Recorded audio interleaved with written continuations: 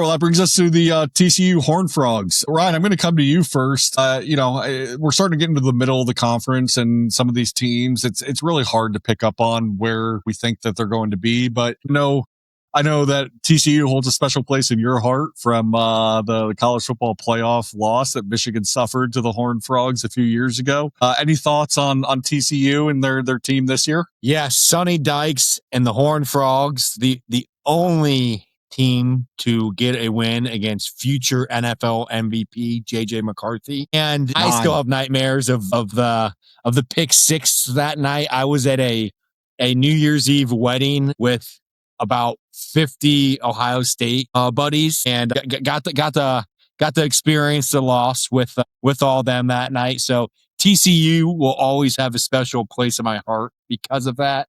But this year, I mean, it's more of the same from what I saw. They seem to have a talented group of DBs. They are led by Jamel Johnson. Jamel Johnson, yeah, he's a stud. All Big 12 preseason. That they have some holes, definitely. Overall, I'm not super high on TCU. They have the quarterback coming in from Harvard is a bit of a question mark what he can do at this level.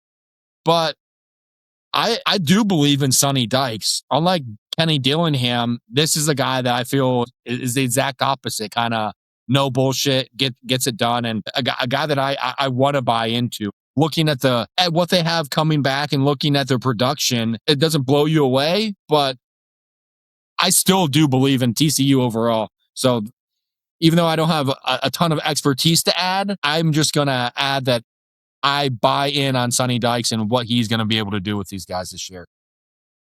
Yeah, fair enough. Marsh, what have you picked up on regarding the old horny frogs? The old horny frogs at TCU. So listen, Texas Christian, Jaden Craig coming in, replacing Josh Hoover. Obviously, losing Josh Hoover is a big hit. He was kind of the heart and soul of that team, and I think bringing in a Harvard kid may raise your GPA. I don't know that he's raising the touchdown level that you're missing with Josh Hoover. But for me, I mean, Sonny Dykes is the epitome of the Big 12. He's a great coach. He does a lot of good things. He's had 57 all Big 12 selections, 13 NFL draft picks. They went to a random national championship against Georgia a couple years back. But realistically, that's going to be the biggest thing that he ever does. I would bet my retirement account on it that he will never go back to a national championship with TCU. I think the QB situation is going to be probably the downfall for them. I like Gordon Samus. He's an offensive line guy. I look at my team in Miami Hurricanes and what Alex Mirabal and Mario Cristobal have done and building it around the trenches. I've seen that be successful. I think that that's a right mindset to have, is to kind of build that out build it from an inside out perspective. But it's going to take time as well. Maybe Dan Orlovsky signed off on Gordon Samus being a former UConn guy coming over to a bigger program, trying to do bigger things. But I just don't see any of this success coming this year. And it'll be interesting to see kind of where Sonny Dykes goes from here, to be completely honest. I think there are probably some question marks if he has a lackluster year. Yep. Yeah, all good points by both of you. I gotta push back on that. Where is TCU going to go that's better than Sonny Dykes if he has a bad year this year? He took them to the national championship game a couple years ago. We're talking about TCU. I said question marks. I said question marks. I didn't say he was going to get fired. But if he doesn't do well this year, and they're talking 500, we're looking at a 500 season or maybe just over 500. I think going into the following season, there's going to be high expectations. There's going to be conversations. Sonny, what happened to that national contender we had? It's been all downhill since, all negative momentum. I don't think it's after this season. I think the national championship appearance gives him benefit of the doubt for a few years. But at the end of the day, you look at what the NIL is doing, it's going to change some of this college football landscape into more of an NFL we need to win now mode. And I think you're going to see coaches that aren't going to last as long because they went to a natty 2, 3, 4, 5 years ago. It doesn't have the same gravity that it did before. Yeah. I think I agree. I'm more on Ryan's side than I am Max's there. Sonny Dykes is a good football coach. Like a lot of these Big 12 teams, he's dealing with a lot of roster turnover and probably a more limited NIL funding vehicle than a lot of the top of the Big 12 counterparts in Texas Tech and BYU, and then surely the top of the Big 10 and the SEC hierarchy. He's probably playing with a little bit less of a full deck than some of the top teams in this league and in the country, but I think he's a good football coach. He went to the national championship.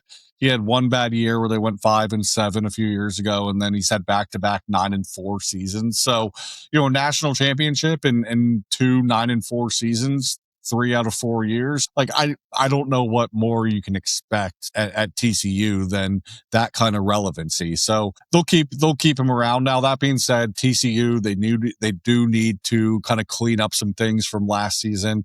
They were way too penalized, one of the more penalized teams in the Big 12. Their defense seemed to fall apart towards the second half of games. I think they gave up a lot more points in the fourth quarter of games than they did in the first quarter of games. So it seemed like either the defense was breaking down and then guys just didn't have the conditioning or were just kind of wearing down as the game went on, or offensive coordinators were just figuring out the scheme as the game went on and where to kind of push and find the weaknesses. So they gotta clean some things up. They have a really tough schedule this year. They open the season in Dublin against Bill Belichick and the North Carolina Tar Heels. They embarrassed North Carolina to start last season on that Monday night of Labor Day. So I think North Carolina is certainly going to have that game circled as a revenge opportunity. I think North Carolina will be a challenge in Dublin in week 0. They have to go at UCF. They have to play BYU at home. They go to Tucson to play at Arizona.